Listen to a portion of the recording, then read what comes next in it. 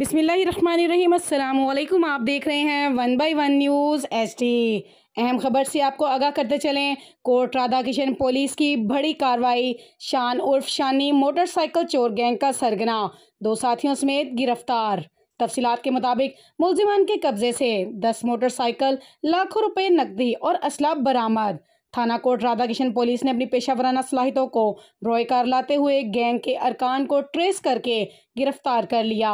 मुलजिमान ने कोट राधा किशन और इसके गिरदनवाह में मोटरसाइकिल चोरी की 2 दर्जन से जायद वारदातों का इंकशाफ किया है।